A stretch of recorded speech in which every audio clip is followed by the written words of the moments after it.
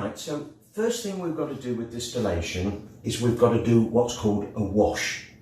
Now, when you think about it, it obviously makes a lot of sense that we need alcohol present for a still to be able to extract that alcohol from the liquid. So what we're now going to do is we're going to take a 25 litre bucket and we're going to put the bits in it to be able to do an initial fermentation. So the first thing we have to do is sterilise the equipment which is coming into contact with the liquid. We've got a 25 litre bucket. All I'm going to do is I'm going to put some hot water in here. About 5 litres is quite sufficient. And we're going to add some sterilizer to it. Now, bearing in mind, all our equipment is brand new.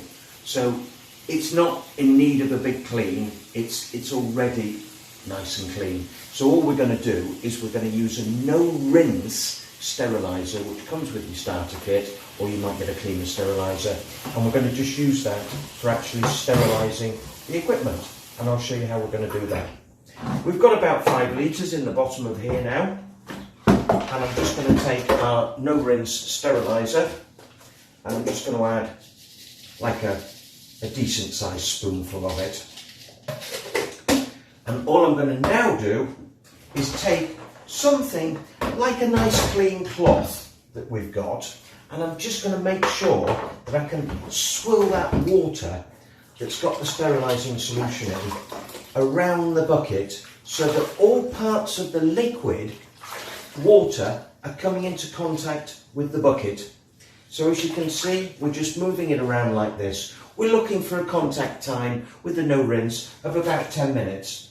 I'm also going to put the lid in because that's obviously going to come in contact. And again, I'm just running that over the top of it there to make sure all parts are coming into contact. I've also, excuse me, got a hydrometer which is going to go in there.